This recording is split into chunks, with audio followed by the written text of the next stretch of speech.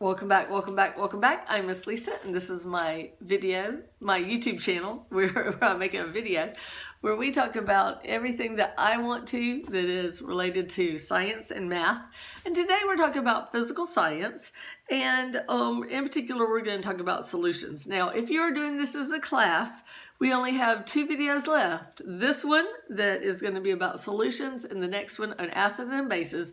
The rest of the book is more optional, and I would rather you spend more time on the chapters and do all the labs, and then going on to those more optional chapters. You'll have time to learn those things in chemistry. All right? So what we're going to talk about today is solutions. What is a solution? Now, this chapter is very vocabulary intensive, so you're going to have a lot of vocabulary to learn, but it's stuff you already know, especially if you're Southern and you've had sweet tea before and you've tried to dissolve sugar in it, you're good. You understand a lot of this stuff already. Now then, so what do I mean about solutions? Okay, the official definition of solution is a mixture that has the same composition, color, density, and even taste throughout. Now, that is the official definition of solution. But as a person who's worked in chemistry for decades, and we're not going to talk about how many, that's not really the working definition of solutions. What people usually mean when a scientist says solution, they mean a liquid that is clear but not necessarily colorless. So a good example, my classic example of a solution is black cherry Kool-Aid. That's my favorite, so that's the one I want. But you can think of any flavor of Kool-Aid that's not cloudy. Now, we'll talk about cloudiness in a little bit, but that is sort of what you can think of. Now, when you make Kool-Aid, you've got the water, and then you got the packet that's got the sugar and Kool-Aid in it, or if you buy the packet that's already got the sugar, or you've got sugar and then the Kool-Aid packet. Okay, what does the dissolving is called the solvent. So the water is the solvent. What gets diluted, what gets dissolved is called the solute. So what I always do is I have kids write a V and then draw little waves across the top. So the letter V, solvent, is filled with water, because water is considered the universal solvent. It doesn't really dissolve everything, but it dissolves a lot. So it's called the universal solvent. So you can imagine your letter V filled with water. So you can remember the water is the solvent. What gets dissolved is the solute. Now, not every solution has to be liquid, a solid dissolving in a liquid. That's our usual one we do in chemistry, but it's not the only one. Also, you can have 2 metals. You melt them, you mix them together, and you can get like bronze. Bronze is not one of the elements on the periodic table. It's a mixture of metals. Brass is another one. Also, you can have like different gases together in a container, and so they're a mixture, so they can be called a solution too. But that you don't usually apply those terms to it so much. Now, how do things dissolve? A good example is if you take salt and you shake it into some water, it's going to dissolve. How it dissolves is, if you remember, I told you that water has a positive and a negative end. I say it's unimpressed Mickey Mouse because it's got the round little ears, those are the hydrogens. The head, that's oxygen. And I make the mouth negative straight across, so you remember that the oxygen is negative and the ears are positive. But then once you put the pluses on the ears, it looks like Kermit the Frog, unimpressed Kermit the Frog. But either way, water has a positive end and a negative end. And if you put salt, sodium chloride, in it, it is an ionic compound that is made of positive and negative particles. And the negative end of the water will go up to the positive sodium particles and pull them away. And the positive ears will go up to the negative chlorine atoms and pull them away. So it will pull it apart by the water. It will disassociate. It's associated in the crystal lattice. It disassociates when the water pulls it apart. Now, is it always positive and negative that pulls things apart? No. And we talked about that a little bit with like, dissolve, like, and polar and nonpolar. But we'll talk about it again here. All right. So also, gas can be dissolved in a liquid. And you know this with soda. Like if you have Coke, Pepsi, RC Cola, that there is gas dissolved in it, and that's the fizz. And they've dissolved this gas into the liquid, and it can come out of solution. It fizzes, that's it coming out of solution. And then also, like if your Coke goes flat, the gases come out of solution. Fish don't breathe the oxygen that's in H2O. They breathe dissolved oxygen in the water. They breathe O2 just like you do, but it's the dissolved oxygen gas they breathe through their gills. So gases can also be dissolved. Now, it's one thing to dissolve a gas into a liquid. It's another thing to dissolve a solid into a liquid. So we're going to first talk about dissolving a solid into a liquid. So those of you who are Southerners, and if you're not, just imagine it, okay? You go and you order some sweet iced tea. You're out for lunch, you order sweet iced tea, and you are not in the South. And they look at you like you're crazy, and then they bring you an unsweetened iced tea and a pack of sugar and a spoon. You open that pack of sugar, you pour it in, and you stir. And does the sugar dissolve? No, it does not. It looks like a snow globe. You shake it up and it goes around and around because it won't dissolve. Okay, so how could you get that sugar to dissolve better? Well, first of all, when you normally make sweet iced tea, you add the sugar while the tea is still hot, so it will dissolve. So that's the first thing. If you increase the temperature of a liquid, you can get things to dissolve better. Another thing is if you decrease the size of the particles, it dissolves better too. It actually increases the surface area per volume ratio, and so it will dissolve better. So if you could crush that sugar really, really fine, it would dissolve better too. Another thing you can do is stir it, and that's why the waitress brought you the spoon. Stirring it kind of gets new chemicals together so that it can pull apart, and by changing it, it helps it dissolve faster. And so those are some things that help a solid dissolve in a liquid. Now, you'll be doing a lab with this week. I don't think I made you do it that last week. I think you'll do it this week. But you can see that.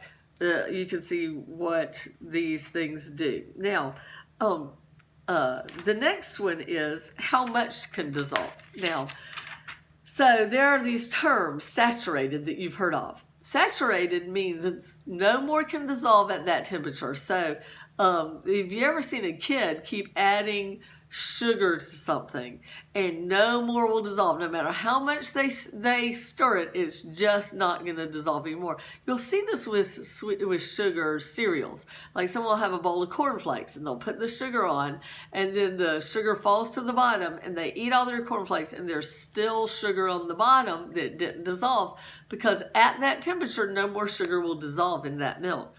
So if more can dissolve, it's called unsaturated. If it's got the most it can have at that temperature, it is called saturated. Now there's something called supersaturated. It's not a superhero. What it is you take something and you heat it up and you dissolve it. You saturate it for that temperature.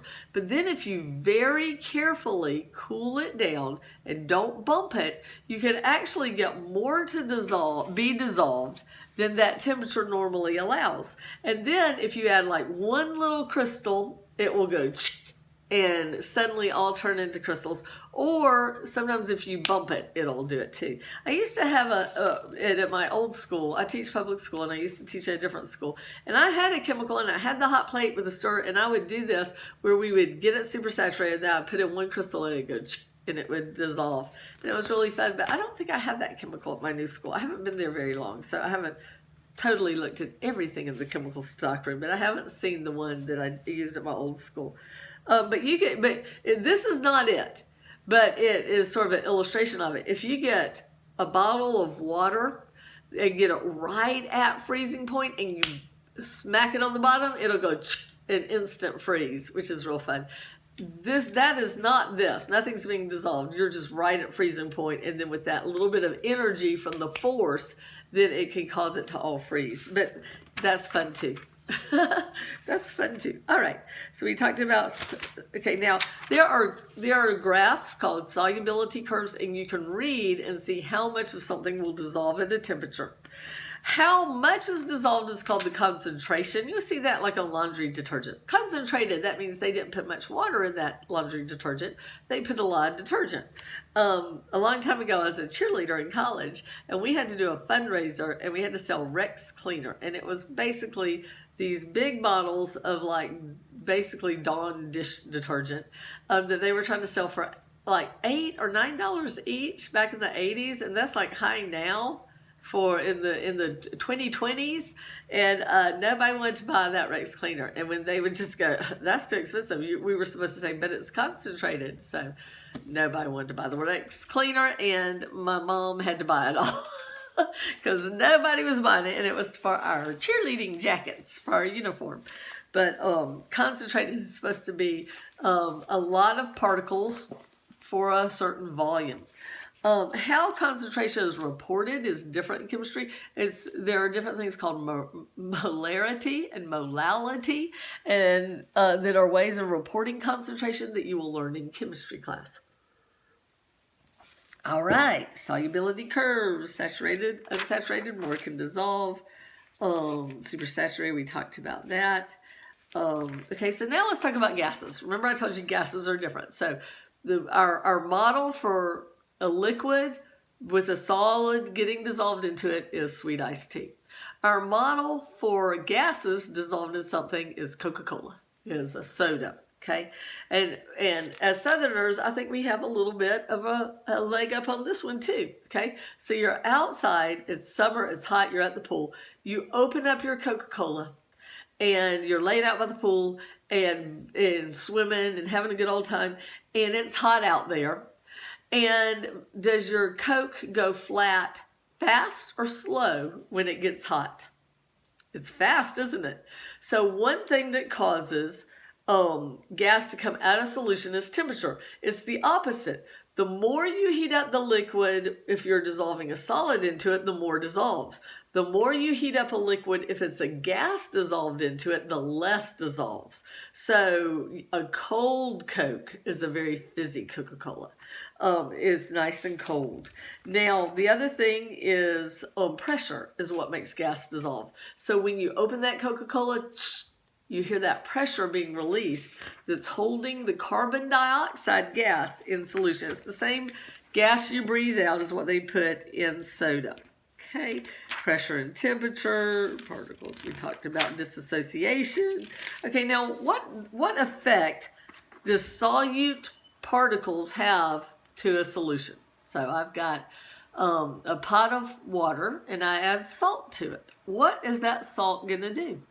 Well, it actually makes it where it boils at a higher temperature. It elevates the boiling point, and it also depresses or decreases the freezing point. That's why we add salt to roads if it's going to ice. You add the salt, and then that makes it where it is a lower freezing point, so it's more likely that it will be melted and you're going to be able to drive on it. Now, in the South, we don't usually salt our roads. We figure it only happens, according to the weatherman here, he says we only get snow once every other year. So is our rate. One snow per 2 years is our rate. And for that, they don't usually bother salting roads. They're just like, hey, just enjoy it for a couple of days and it'll be back in 2 years and we'll enjoy it again. All right, so let's see what else we got. Now, what about if it's not water, dissolving without water? And this is what I told you about before, that water is polar. It's got a positive and negative end, and it dissolves things that also are polar, that have a positive and negative part to them, like table salt. Table salt is made out of positive sodium plus negative chloride ions, so water can absolutely dissolve it. But there are other chemicals, especially organic chemicals, ones that are made out of a lot of carbon, that don't have a positive and negative end, and they don't mix with water. Can you think of one? How about oil? You've ever heard of how oil and water don't mix? It's because water is polar and oil is non-polar. And so there's nothing about oil that is attracted to the positive and negative side of water. And so therefore in your Italian salad dressing, the water is on the bottom, the vinegar layer, and the oil layer is on top. Oil floats. It's less dense than water.